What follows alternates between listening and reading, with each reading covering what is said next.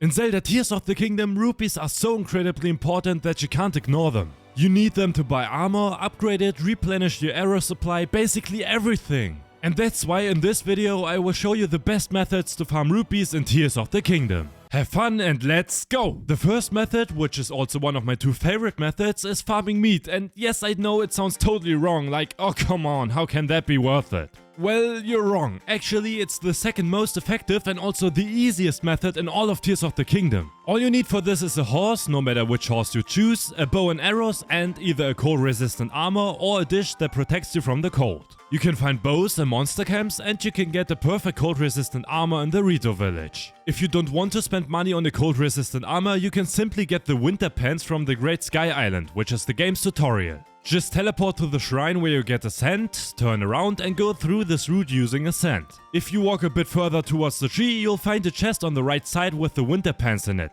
at least if you haven't collected them yet. Alternatively, if you want to save yourself from wearing all the armor, you can simply fuse a ruby onto your shield and carry it on your back. Now you're protected from the cold as well. If you have everything you need, you can now start with the rupee farming method. Go to the South Tabanta snowfield up here on the left of the map at the beginning of the snowy area. Once you arrive here, you really don't have to do anything except ride your horse in a circle around the stable located in this region. Now we shoot down any animals that cross our path, but mainly we focus on bears and elks, but feel free to shoot down foxes and others as well. To make it as effective as possible, jump off your horse before each shot and draw your bow in the air. This way we enter bullet time and it becomes easier to hit the animals. Try to aim for the animals' heads, as it only takes us one hit to kill them and saves us arrows. If your arrows happen to run out, which almost never happens, then buy new ones from a town of your choice, for instance Kakariko or at any stable from Terry. We keep doing this until our bows break or we get tired of it. Oh, and by the way, you don't have to worry about running out of animals here eventually. They respawn around the stable every few seconds. So we can literally ride around the stable for unlimited time and farm an infinite amount of meat. Now, some of you might be wondering why we need the meat. Well, it's simple, we sell it. However, and this is what's special about this method, we're going to do something special with these amazing pieces of steak to make them worth much more. So now we're going to put 5 items of the same type into the cooking pot for a dish. Always 5 pieces of raw meat, 5 pieces of prime meat or 5 pieces of gourmet meat. The latter types of meat are worth more, which is why we mainly hunt bears and elks, because these animals drop the expensive meat. But it doesn't really matter, so why do we always cook 5 pieces of the same type and not mixed? It's pretty simple, because the cooking system in Zelda TotK works as follows. Each item in TotK has a value. For example, gourmet meat costs 35 rupees. When you cook that item, its value is multiplied by 1.2. For 2 items it's multiplied by 1.3. For 3 items it's multiplied by 1.4. For 4 items it's multiplied by 1.6. And for 5 items it's multiplied by 1.8. As you can see, cooking many items of the same type together is much more profitable than selling them individually. 5 pieces of meat at 35 rupees each multiplied by 1.8 equals 315 rupees. And as you can see here, that's exactly how much we get for such a meat skewer. Of course, you will get less money for the ones made with prime meat and regular meat. So, once you've hurried to collect the materials after killing the animal to prevent them from freezing and cooked everything, we sell our skewers. And take a look at how much money you can make with this. You'll be able to earn over 9,000 rupees per hour using this method without any glitches. And let's be honest, most of the time you don't need much more than that. It's worth mentioning that you need to have completed the Rito storyline in order to cause so many animals to appear here. This method is simple, relaxing, fast and provides good rewards. I highly recommend it. I give it 3 out of 5 stars for fun, 4 out of 5 for rewards and a clear 5 out of 5 for simplicity. The second method to easily make money in Tears of the Kingdom is the glider minigame. This is a minigame on Eventide Island, the island all the way to the right on the map. When you first arrive at Eventide Island, you won't have the minigame yet, but you'll need to unlock it first. To reach Eventide Island itself, you can use a boat or a self-made flying machine. To unlock the minigame, you need to talk to the guy by the fire in the northwest of the island, just south of that hole leading to the depths. He will tell you that there are 3 monster camps on this island that you have to eliminate. Since the island is very small, it shouldn't be a problem at all. After that, go back to him and he'll tell you that you need to find the pirate hideout. Don't worry, it's not really hidden, but the idea is pretty cool. The hideout is located at the very top of the island on the backside in a cave.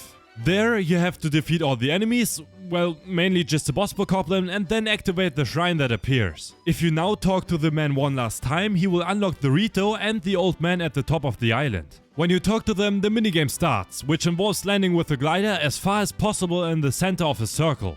You know me friends, to make it as easy as possible for you, here are a few tips. First, hold down ZL while maneuvering the glider, as it keeps Link facing the same direction and makes it much easier to control. Second, when you're above the central ring, activate recall on your glider and then deactivate it.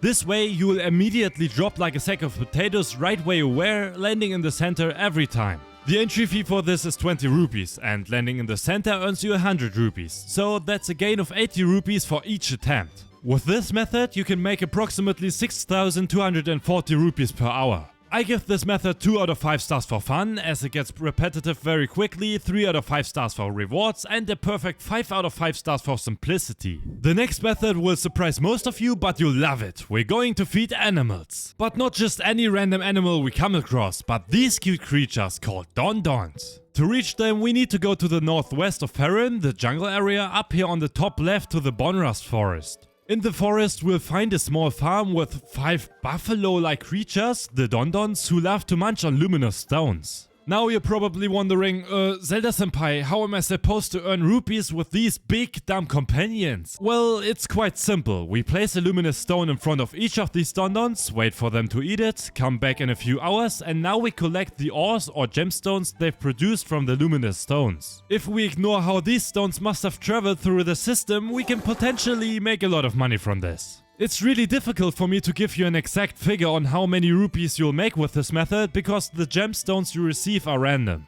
You might get a flint, amber, sapphire, diamond or anything else, and they all have a different price tag. However, it should be said that if you feed the Don-Dons, then do another one of these methods, then come back and collect the gemstones, you will often earn a 4-digit number of rupees more for feeding, which only takes about 20 seconds. So it's more of a passive method to earn money and therefore very useful. The finished ores will then be somewhere in this enclosure, depending on where the Don-Dons have walked. I recommend placing a teleportation medallion next to this woman near the enclosure. This way you can always teleport here immediately and save a lot of time. You can find luminous stones themselves in endless caves all over this world, but since I know that some of you prefer precise locations, here's an example. From Central Hyrule, you have to go slightly northeast on the map, and between 2 shrines you will find luminous stones outside at the entrance and inside the cave.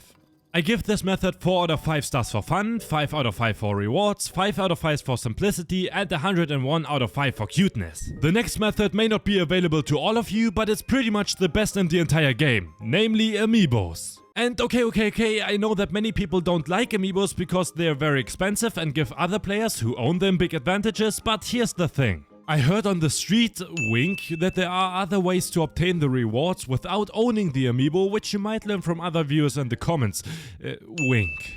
And all you have to do with these amiibos is to scan them with your controller and boom, a huge number of rewards will appear in front of Link, which we can all sell, whether it's food, materials or anything else. The really amazing part though are the armor pieces, because each armor piece is worth 600 rupees, making you extremely rich when you consider that scanning an amiibo takes less than 4 seconds. To be fair, the rewards that spawn in front of you are always random, so you won't get 27 armor pieces all at once. Well, not entirely true. You know me friends, of course I have a trick for you on how to bypass all of this. Save your game before scanning the amiibo. Scan it, and if you don't like the reward you get, simply load the previously saved game and scan the amiibo again, and so on. Once you've done that and have gotten the desired reward from each amiibo and you want to do it again, the next problem arises. You can only scan each amiibo once a day in TotK, but of course I have a trick to bypass this problem as well. If you have already scanned an amiibo today and want to scan it again, simply open your home menu, go to settings and change the day to exactly 1 day in the future. Now you can scan all of them again and get new rewards. Of course you can do this as many times as you want. Now you might still be unsure about selling your armor and you would prefer to keep it, but don't worry. You can obtain these armor pieces infinitely through amiibo, and you can also obtain them regularly in the game without having to spend a single penny. How many rupees you can get this way is also difficult to calculate because it depends on luck and how much amiibo you have, but in any case it shouldn't be a surprise when I say that earning several thousand rupees in one go is more than possible. I give this method 2 out of 5 stars for fun because it quickly gets repetitive, 3 to 4 out of 5 for rewards and 4 out of 5 for simplicity. The fifth and final method before we come to the best one in the entire game is the flight range minigame. To get here, it's best to teleport to the tower in the Hebrew region and then glide with your paraglider to the flight range, where you'll find the chubby but fluffy owl who used to be the leader of the Rito and BOTW. The minigame consists of flying through as many rings as possible with Link to receive the reward.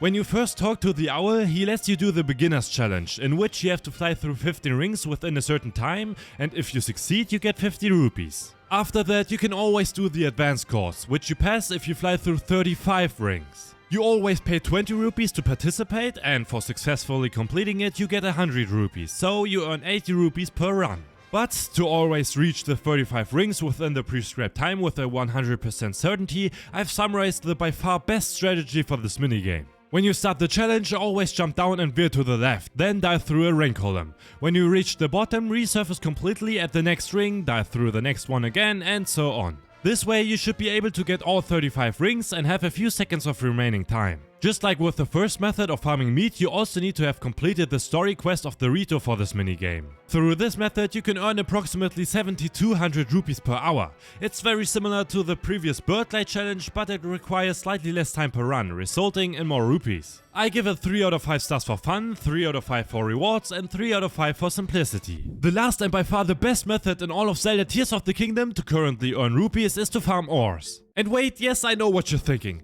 Zelda-senpai, I don't just randomly wander through cave after cave hoping to find 1 or 2 ore deposits. Absolutely correct, that's not what we do. What we do is go specifically to the locations where you can find rare ores of tremendous value. Now you're probably wondering where these locations are and why you don't immediately think of these places I could be referring to. Well, they've been right in front of our eyes the whole time, to be specific, on the stone tellers. And no, I don't just mean any stone tellers, but the special ones. The ones with extremely rare golden ores on top of them. The special thing about these stone tellers is that they drop much rarer ores than normal ones. In other words, topaz, ruby, sapphires and even diamonds, the really expensive stuff. There are a total of 8 of these stone tellers in the entire world, and I'll get to their locations in a moment. It will take you 16 to 22 minutes to defeat these 8 stone tellers, depending on how skilled you are. Your reward, of course, depends on luck as well, depending on which ores you get, but in any case you'll find yourself in the range of 9,000 to 10,000 rupees. However, that's not per hour, but per run, which only takes about 16 minutes. It should be noted that you can only defeat all stone tellers once, and they will respawn only after a blood moon, which occurs approximately every 2 hours and 48 minutes. But seriously, 9,000 plus rupees are more than enough.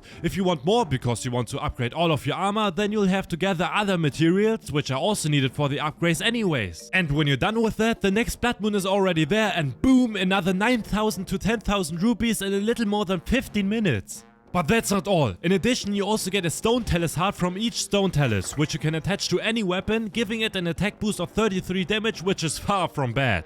To defeat stone tellers most effectively, it's best to always shoot an arrow at its ore to paralyze it, or use a sand to get on top of it and break its ore with a weapon. The first stone tellers is located east of the Akala Ancient Tech Lab on the beach. The second one is east of the shrine near Farron's Stable, on the other side of the river. The third one is west of Farron's Stable in the forest. The fourth one is just south of it, near the Horse God's Lake. The fifth one is south of the Gerudo Tower.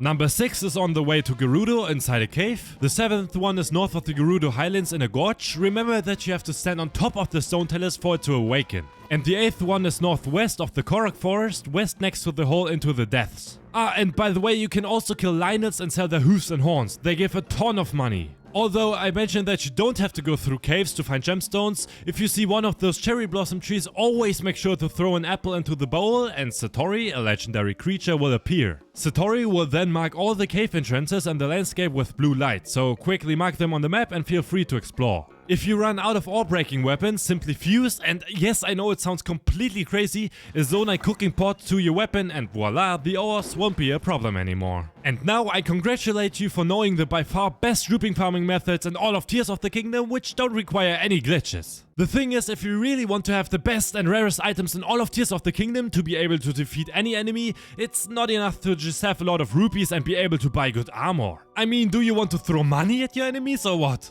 And that's exactly why you should definitely watch this video here right now, because in this video I'll show you the by far best and strongest weapons in this game, what makes them so good and how you can get them as easily as possible. With these weapons, no enemy in the game will be a problem for you. I guarantee. And anyone who misses out on this will probably have to fight with their cheap starting weapons forever. That said, thank you so much for watching and I'll see you in the next video.